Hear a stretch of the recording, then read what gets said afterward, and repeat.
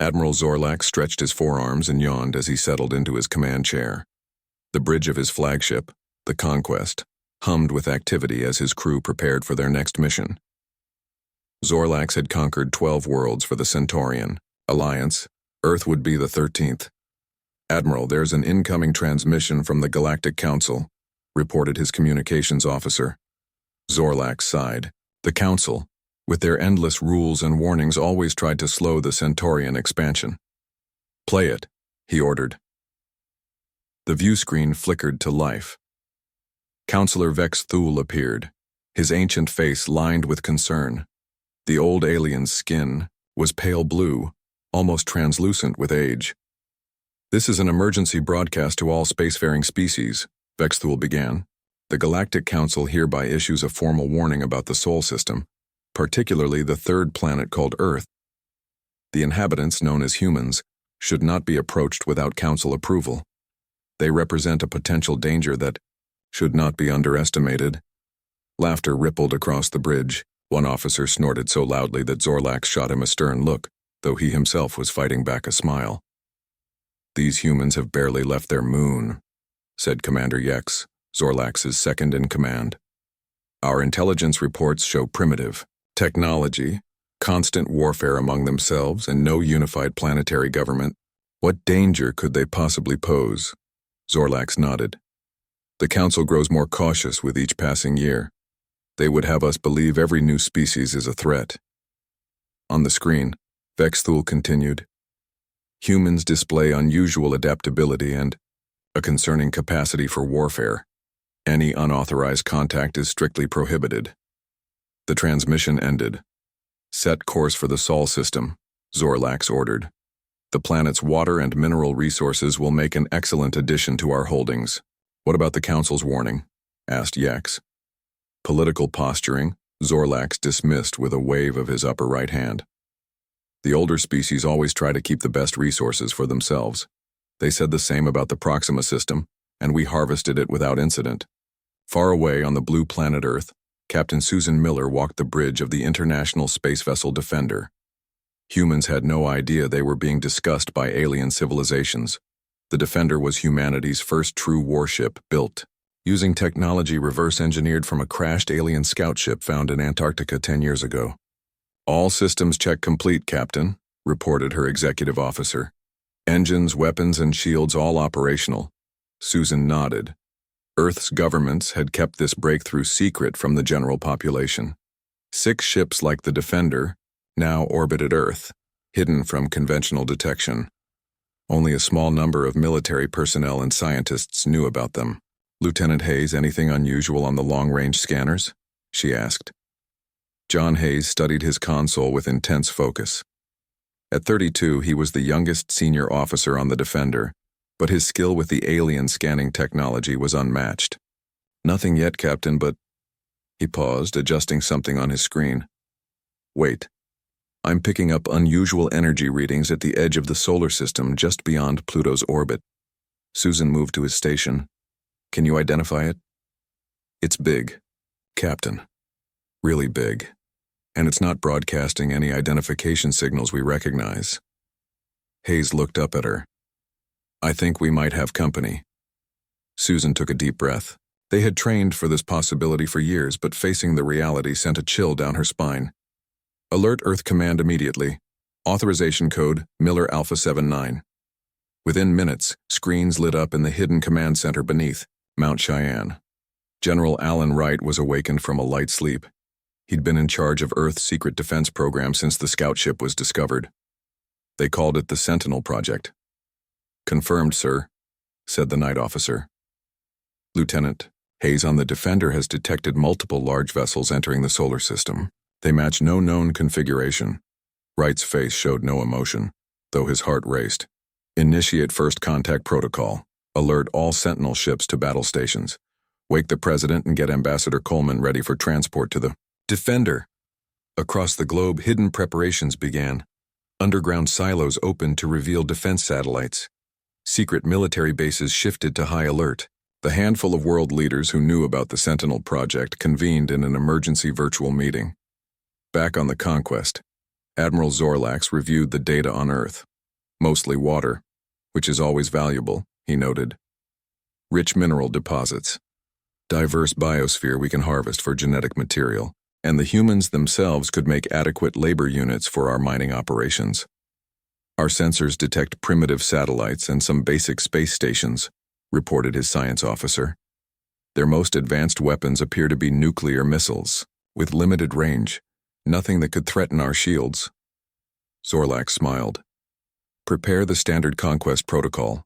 We'll position the fleet to show our overwhelming force, then broadcast our demands for surrender. They'll comply, as all primitive species do when faced with superior technology. As the Centaurian fleet approached Mars, they detected no signs of resistance. Earth's conventional satellites showed only normal activity. Admiral Zorlax prepared to announce their arrival to the unsuspecting planet. Strange, muttered the sensor operator. I'm detecting some unusual readings from behind the fourth planet. Explain, demanded Zorlax. Energy signatures, sir. They weren't there a moment ago. Almost as if... Suddenly, 6 ships appeared from behind Mars, moving into defensive positions.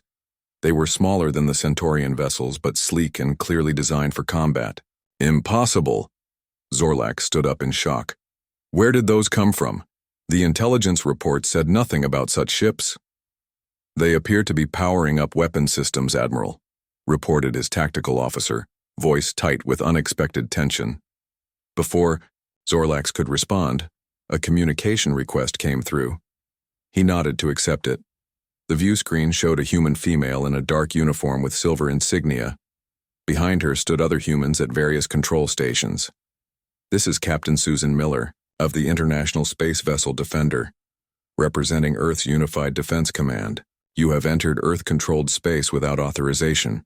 State your identity and purpose immediately. Zorlax recovered quickly from his surprise.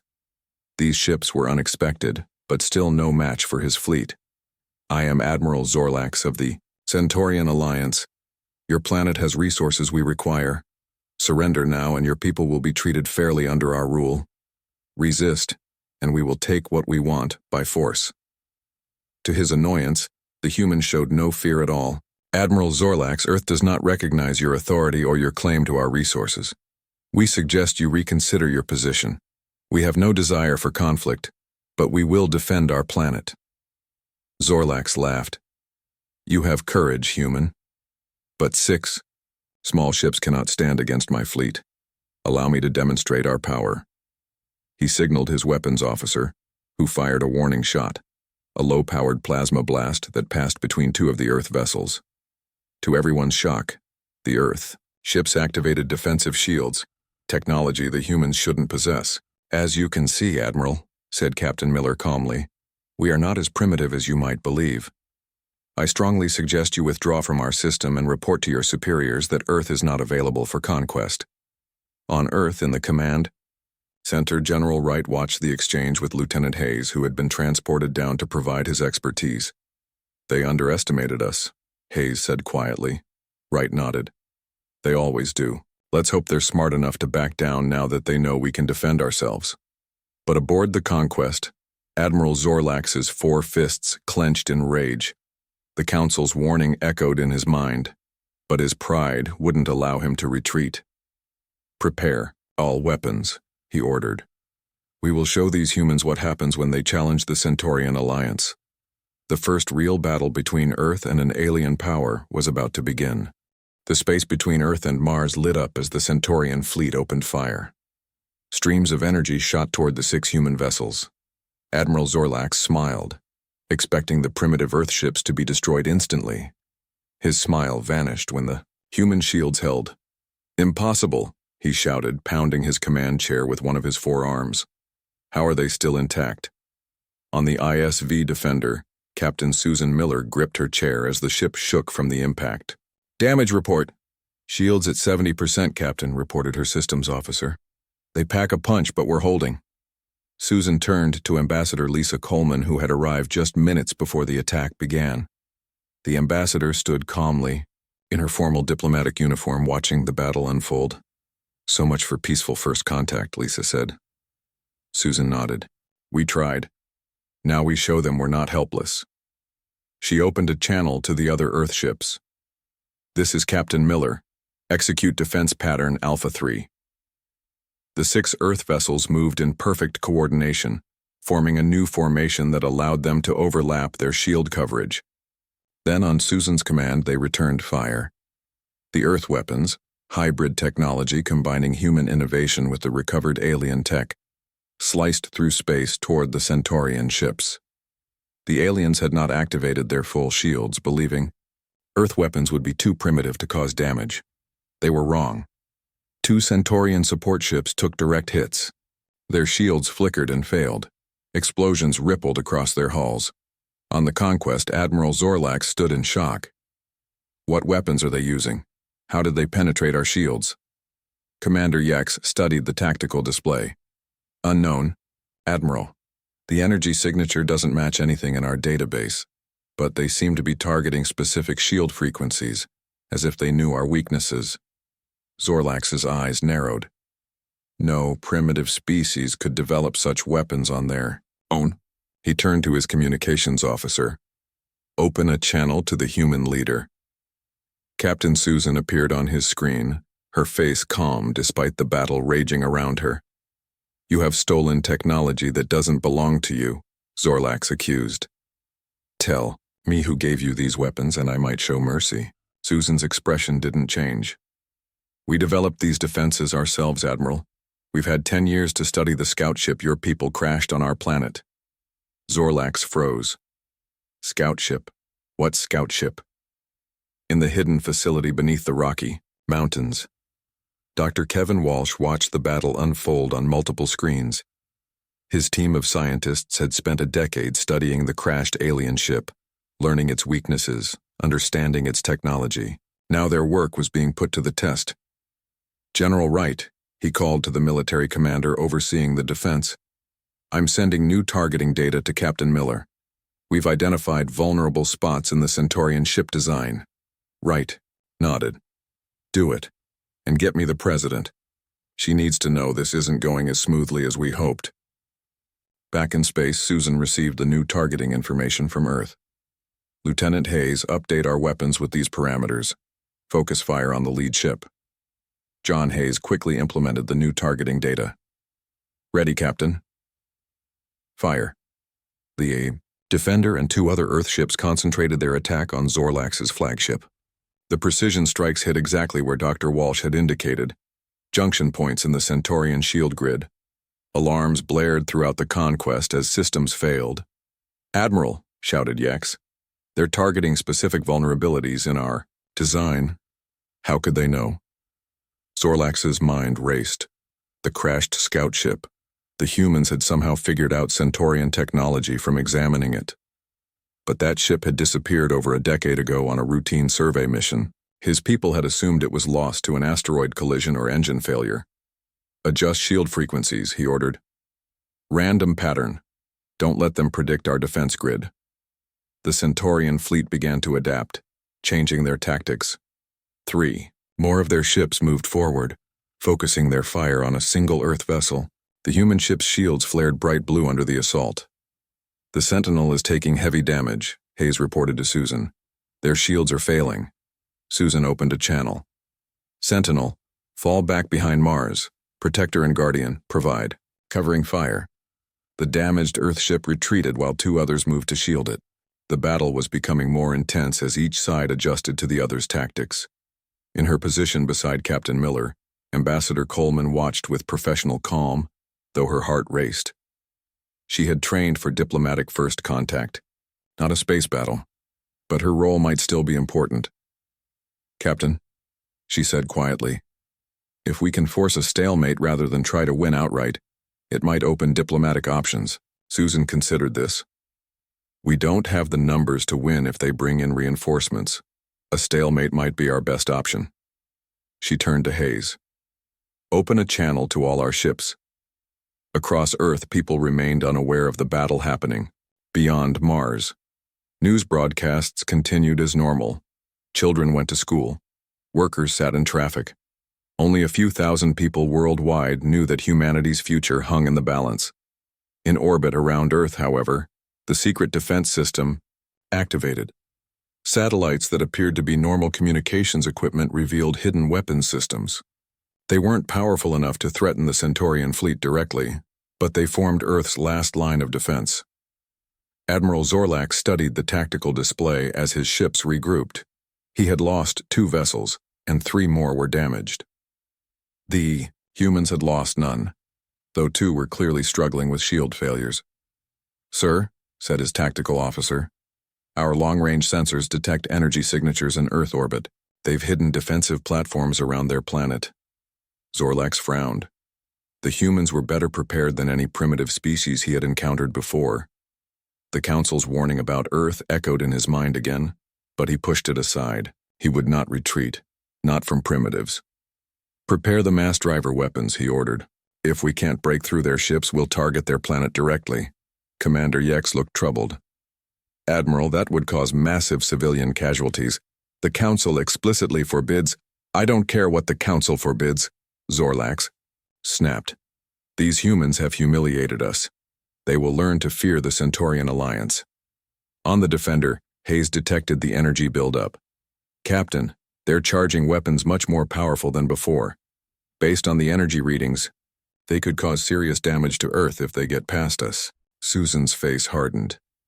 "Then they don't get past us. All ships, defensive formation around Earth. We hold the line here." As the 6 human vessels moved to block the Centaurian fleet's path to Earth, Susan opened a channel to Admiral Zorlax. "Admiral, targeting civilian populations violates galactic law. You claim to represent a civilized alliance. Prove it by fighting us honorably, or withdrawing." Zorlax sneered at her. "You know nothing of galactic law, human. Your species isn't even recognized by the Council. You have no rights under our codes." Before Susan could respond, a new alarm sounded on both the human and Centaurian ships. Massive energy signature appeared at the edge of the solar system. "Captain," said Hayes, his voice filled with concern, "something big just entered our system. Much bigger than the Centaurian fleet. On the Conquest." Yex reported the same information to Zorlax. "Admiral, a new fleet has arrived. The energy signatures match. Galactic Council vessels." Zorlax felt cold fear replace his anger. The Council had sent ships? But how did they know? And why would they intervene for an unregistered planet? The Q, largest vessel in the new fleet, opened communications with both sides simultaneously. On every screen, the ancient face of Counselor Vexthul appeared. "This conflict ends now," the Counselor said, his voice carrying authority that had been respected across the galaxy for centuries. "The Centaurian Alliance will stand down immediately. And Earth, it seems we have much to discuss." The massive Galactic Council ships moved between the human and Centaurian fleets. Their size dwarfed both sides, making it clear they could end the battle with ease if they chose to. A tense silence filled the communication channels. "I warned you about Earth, Admiral Zorlax," Counselor Vexthul said, his ancient face showing disappointment rather than anger. "Yet you ignored our directive and attacked anyway." Admiral Zorlax struggled to maintain his composure.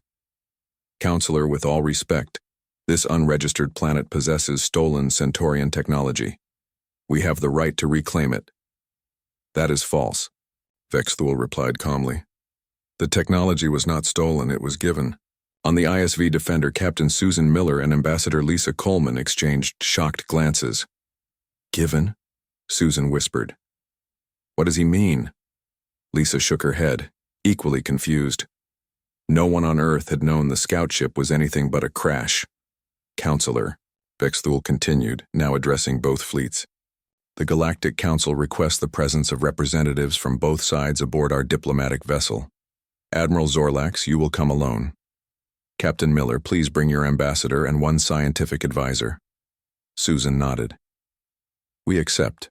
Counselor, request permission to bring Lieutenant Hayes as our technical advisor."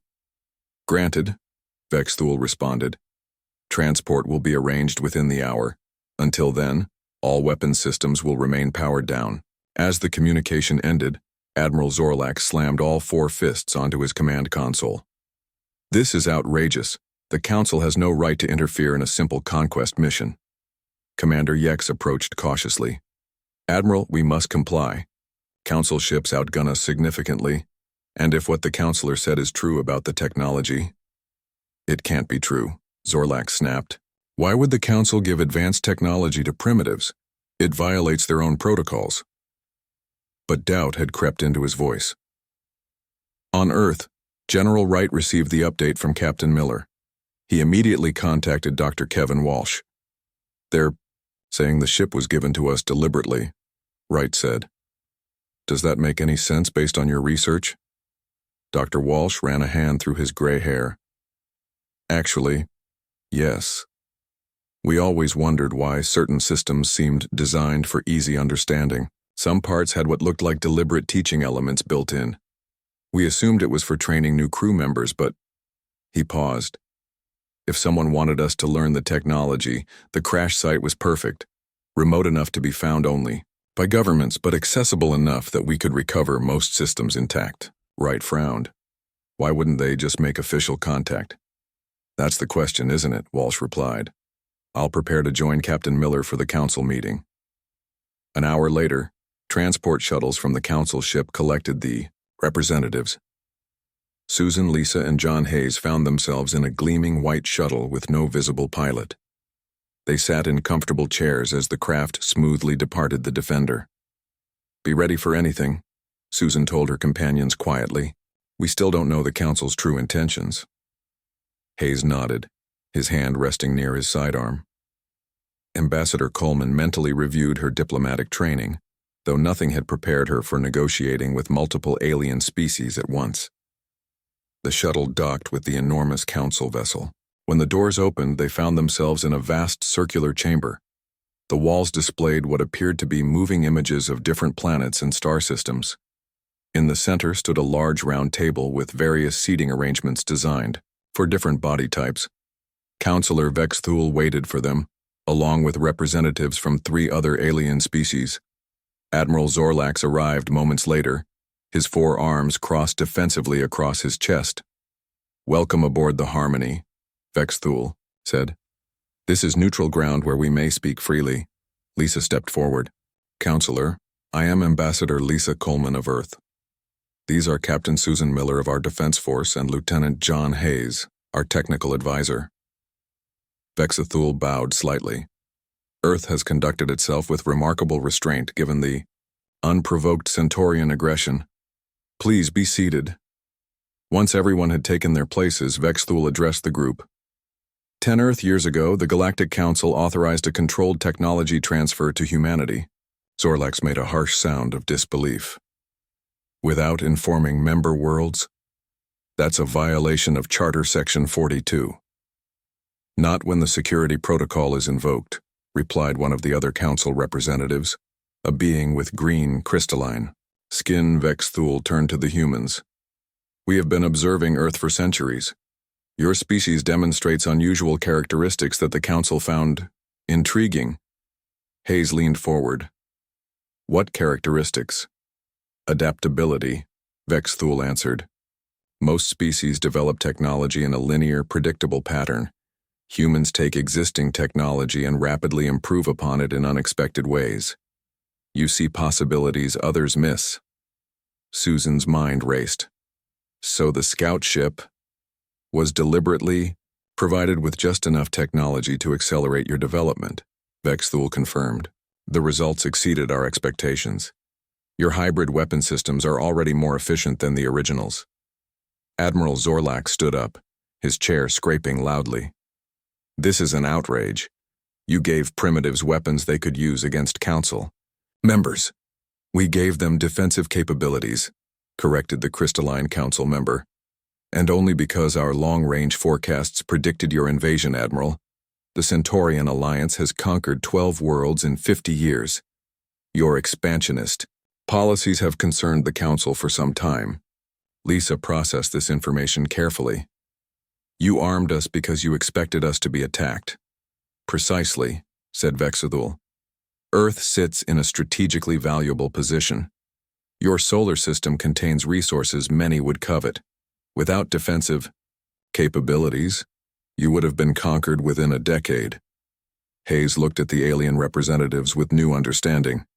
You were using us as a test case, to see if providing technology could help protect developing worlds from conquest. Vexthul's expression softened. Your insight proves my point about human adaptability, Lieutenant. Yes, this was an experiment, but one with humanitarian goals.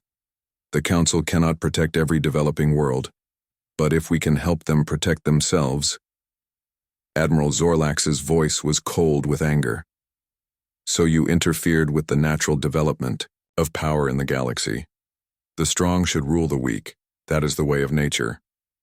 That philosophy has led to the extinction of 37 sentient species in the last millennium. Vexthul replied sharply. The Council was formed precisely to prevent such losses.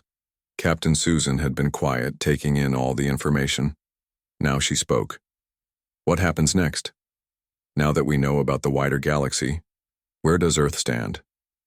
Vexthul turned to face her. That depends partly on you. Earth has demonstrated both the technical aptitude and the moral restraint the Council values in potential members. You defended yourselves without escalating to planetary strikes even when threatened. Ambassador Lisa saw the diplomatic opening. Are you suggesting Earth could join the Galactic Council? Not immediately, Vexthul clarified.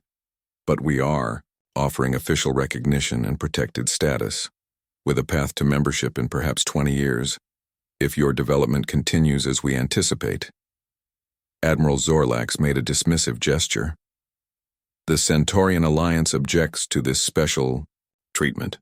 If the humans receive protected status, we demand— You are in no position to demand anything, Admiral, interrupted the Crystalline Council member. Your unauthorized attack violated 3 separate Council directives.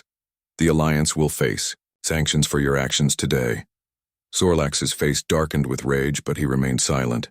The consequences for his government would be severe. Meanwhile, Ambassador Lisa recognized the historic opportunity before them. Counselor Vexthul, on behalf of Earth, we are honored by your offer and would like to begin formal diplomatic relations with the Galactic Council. Hayes noticed something on one of the wall displays, an image of Earth with data scrolling beside it. He could read only portions of the alien text, but one word stood out: potential. The Galactic Council hadn't just been protecting Earth. They saw something in humanity that even humans themselves didn't fully recognize yet. As the formal discussions continued, Susan caught Hayes's eye and gave him a small nod. They both understood. This was just the beginning of humanity's journey among the stars. 1 month after the confrontation in space, Earth was a changed planet. The existence of alien life was now public knowledge. Images of the Centaurian ships and the massive Council vessels had been shown on every news channel. People reacted with a mix of fear, wonder, and excitement. In Washington, D.C., General Alan Wright walked through the newly established Galactic Affairs Office. What had once been a secret underground facility was now an official government building with the symbols of both Earth and the Galactic Council displayed at its entrance. "The President is waiting for you," said his aide. Wright nodded and entered the conference room.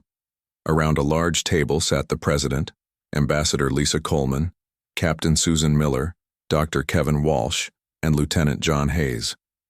They were joined by 2 alien figures, Counselor Vexthul and another Council representative named Zara, whose species resembled tall, slender humans with silver skin. "General, thank you for joining us," the President said. Counselor Vexthul was just explaining the next phase of Earth's integration into the galactic community. Wright took his seat. "I hope it includes better defense systems. The Centaurians may have backed down, but I doubt they're happy about it." Vexthul's ancient face creased in what might have been a smile. "Your caution is warranted, General. While the Centaurian government has officially apologized for Admiral Zorlax's actions, tensions remain, which brings us to our purpose today." The Council representative named Zara activated a holographic display in the center of the table. It showed a 3-dimensional map of nearby star systems. As part of Earth's protected status, the Council will establish a monitoring station in your solar system, Zara explained. It will be positioned near your Jupiter planet and staffed by Council personnel and Earth representatives. Ambassador Lisa studied the hologram. What exactly will this station monitor? Primarily, it will serve as an early warning system, Vexthul replied, but it will also be a center for cultural and scientific exchange. Earth has much to learn about the galaxy, and surprisingly, we have much to learn from you. Dr. Walsh couldn't contain his scientific curiosity. What kind of technology will the station contain? Will Earth scientists have access to Council research? Databases? Limited access initially, Zara said. But yes, there will be knowledge sharing. The Council has approved a graduated technology transfer program. Lieutenant Hayes had been quiet, but now he spoke up. You mentioned Earth has things to teach the Council. What could we possibly offer species that have been spacefaring for thousands of years? Vexthul turned to Hayes. Innovation, Lieutenant. Most advanced species become set in their ways of thinking. They refine existing technologies but rarely create truly new approaches. Humans excel at thinking outside the box, as you say. The President leaned forward. And what does Earth receive beyond protection and some technology? A voice, Vexthul said simply. Earth will have observer status in Council meetings. Not a vote yet, but the right to speak and be heard. This is unprecedented for a species at your development stage. Captain Susan had been reviewing the security implications. What about our defense fleet?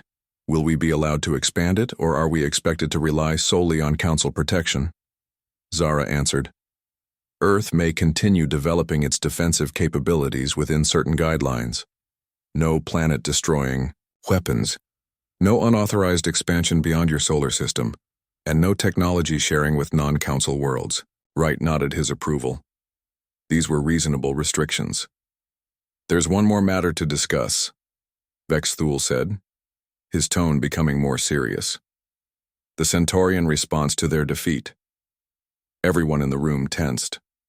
While their government has officially withdrawn claims to Earth resources, our intelligence suggests Admiral Zorlax has supporters who view the situation differently. Vexthul's face showed concern. They see Earth as a Council puppet given unfair advantages. Are we looking at another attack? Wright asked bluntly. Not militarily, Zara replied. The Alliance cannot risk direct conflict with the Council, but they may attempt more subtle approaches.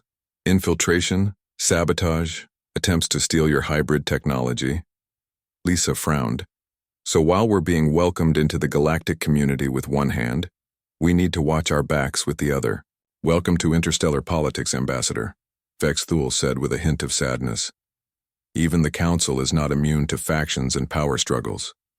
Meanwhile, across the galaxy on the Centaurian homeworld, Admiral Zorlax stood before the Alliance Leadership Council.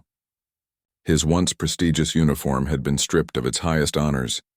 Your reckless actions have cost us significantly, said the lead counselor, her forearms folded in displeasure. Trade sanctions, restricted access to Council technology, mandatory inspections of our colony worlds. Zorlax kept his head high despite his shame. The humans should not have been able to defeat our fleet. Someone in the Council has been planning this for years. That is not our concern, snapped another counselor. Your failure is you are hereby demoted and reassigned to administrative duties. As Zorlax left the chamber, his former second-in-command, Commander Yex, waited in the corridor. They've made a mistake, Zorlax said quietly. The humans are more dangerous than anyone realizes. Their adaptability makes them unpredictable. Yex glanced around to ensure they weren't overheard. There are others who share your concerns, Admiral. Powerful figures who believe the Council has favored Earth unfairly. Zorlax's eyes narrowed. I'm listening. There's to be a private meeting tonight. Those who believe the balance of power in the galaxy is being disrupted by the Council's actions. Yex handed him a small data chip. Your presence would be valued. Back on Earth, preparations for the Jupiter monitoring station were already underway. In a newly constructed facility in Northern California, human engineers worked alongside Council technicians to build components that would eventually be transported to space. Dr. Walsh moved among them, absorbing every detail of the alien technology. He paused beside one Council engineer who was calibrating a device Walsh didn't recognize. "What's this system for?" he asked. The alien, a being with 6 eyes and tentacle-like appendages, looked up. "Long-range quantum communications. Once established, Earth will be able to send messages instantly to any council world, regardless of distance." Walsh's eyes widened. Faster-than-light communication would revolutionize not just space exploration, but all of human society. In the same facility, Lieutenant Hayes was reviewing security protocols with a team of Earth's best computer scientists. They were developing systems to interface with Council technology while maintaining independent control. "If these connections are compromised, we need immediate isolation capabilities," Hayes instructed. His experience in the battle had taught him caution. One of the scientists looked troubled. "We're talking about integrating with systems centuries beyond our understanding. How can we possibly secure them?" Hayes thought for a moment. "We don't try to match their technology. We use our different way of thinking. Create security that's uniquely human, something they wouldn't expect." The scientist nodded slowly, beginning to understand. Earth's greatest strength might not be its technology, but its different perspective on using it. Across Earth, similar scenes played out as humanity prepared for its new role in the galaxy. Schools developed curriculum about alien cultures, governments restructured to address interstellar relations, and ordinary people looked up at the stars with new understanding that they were not alone. For better or worse, Earth had taken its first true steps into a much larger universe. 6 months after Earth's first contact with alien life, the Jupiter monitoring station floated majestically in orbit around the giant planet. The massive structure combined Earth and Council technologies, with sweeping curves and glowing blue energy fields that made it look like something from a dream. Transport ships moved regularly between the station and Earth, carrying personnel and supplies. Inside the station's main observation deck, Ambassador Lisa Coleman stood beside Counselor Vexathul, watching Jupiter's swirling storms through an enormous viewport. Earth was barely visible in the distance, a small blue dot. "Sometimes I still can't believe how quickly everything has changed," Lisa said. Vexathul nodded. "Your species adapts faster than any we've encountered. Most worlds take decades to adjust to knowledge of galactic society. Earth has done it in months." "Not everyone has adapted so well," Lisa noted. "There are still protests, fear, and conspiracy theories. Some people believe we've given up too much independence." "A natural reaction," Vexathul replied. "But the Council has been impressed by the overall response, which is why I've been authorized to offer Earth the next step in integration." Lisa turned to face him, her expression curious. "What do you mean?" "A seat at the diplomatic table," Vexathul said. "Not full Council membership yet, but official representative status. Earth would have input on decisions affecting your region of space." Before Lisa could respond, Lieutenant John Hayes entered the observation deck. His uniform now bore the combined insignia of Earth Defense Forces and Council Security.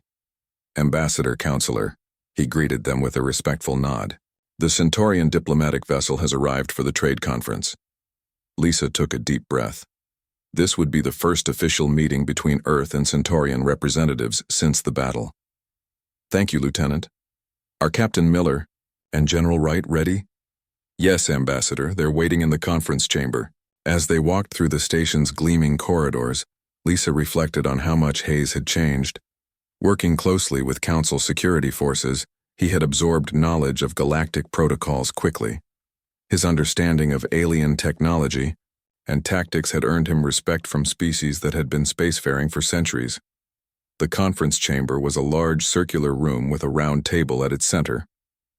Captain Susan Miller and General Wright were already seated, along with Dr. Kevin Walsh, who now headed Earth's Alien Technology Integration Program. Several Council representatives from different species occupied other seats. The door on the opposite side opened and 3 Centaurians entered. They were not military personnel but wore the formal garb of Alliance diplomats.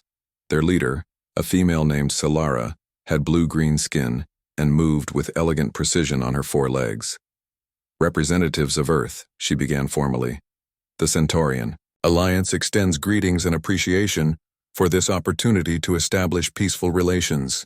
General Wright maintained a neutral expression, but his posture remained tense. The last time Earth had encountered Centaurians, they had been firing weapons. Ambassador Lisa took the lead.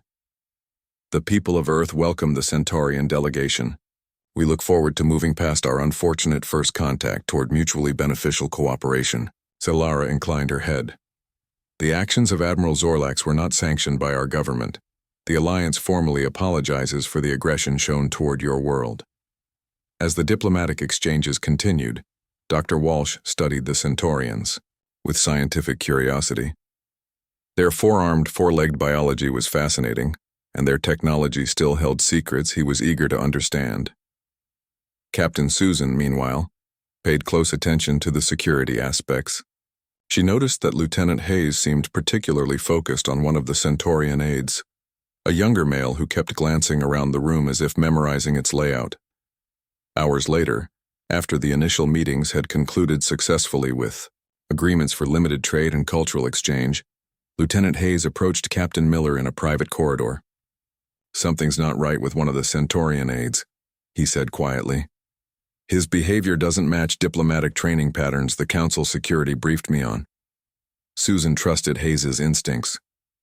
"Keep watching him, but be careful. We can't risk a diplomatic incident based on suspicions alone." Elsewhere on the station, in a secure laboratory, Dr. Walsh worked with Council scientists on a new project. They were attempting to combine Earth's innovative thinking with advanced alien technology to create a more efficient energy system. If successful, it could provide clean energy to the entire Earth with minimal environmental impact. "The approach Earth engineers take is fascinating," commented one alien scientist, a crystalline being named Terex. "You see connections we would never consider," Walsh smiled. "Sometimes being less advanced has advantages. We're not limited by knowing what's supposed to work." That evening, as most of the station's personnel rested, Lieutenant Hayes followed his suspicions. Using his security clearance, he monitored the movements of the questionable Centaurian aide. The alien had left his assigned quarters and was moving through maintenance corridors toward the station's central database. Hayes notified station security quietly and followed at a distance. When the Centaurian used an advanced hacking device on a secure door, Hayes had all the proof he needed. He signaled for the security team to move in. The Centaurian was caught attempting to download classified information about Earth's hybrid defensive technology. Under questioning by Council security, he revealed connections to a faction led by the now demoted Admiral Zorlax, a group that believed Earth posed a long-term threat to Centaurian interests. "They were right all along," General Wright said, during the emergency meeting that followed. "The Centaurians haven't accepted their defeat." Counselor Vexthul looked troubled. "Not all Centaurians. The actions of Zorlax and his supporters do not represent their entire species." Ambassador Lisa agreed. "We can't judge all Centaurians by the actions of a few. That would make us no better than those who wanted to conquer us because we were different." The attempted espionage actually strengthened Earth's position in the galactic community. The Council approved additional security measures for the solar system and accelerated Earth's technology transfer program to ensure humans could defend themselves. 2 weeks later, Earth received its first invitation to send a delegation to the Galactic Council's central world, a planet called Harmony at the heart of the galaxy. The Earth ship Friendship, built with a combination of human innovation and Council technology, prepared for the historic journey. On the bridge of the Friendship, Captain Susan Miller took her command chair. Ambassador Lisa sat beside her while Lieutenant Hayes managed security. Dr. Walsh monitored the new hybrid engines he had helped design. "Course laid in for the Council transport network," reported the navigation officer. Susan nodded. "Take us out, slow and steady." As the Friendship moved away from Earth, humans across the planet watched on screens and holographic displays. The ship represented humanity's first deliberate venture beyond their solar system, the beginning of a true spacefaring civilization. On the Galactic Council's central world, representatives from 1,000 species prepared to welcome Earth to their community. Some were curious, others cautious. A few, like Counselor Vexthul, were quietly optimistic that humans might bring fresh perspectives to ancient problems. The universe was vast and full of wonders, dangers, and mysteries. Humanity was taking its first real steps into that greater reality, not as conquerors or victims, but as equals with something unique to offer. Those who had laughed at the Council's warning about Earth were no longer laughing. They were watching, waiting, and wondering what humans would do next.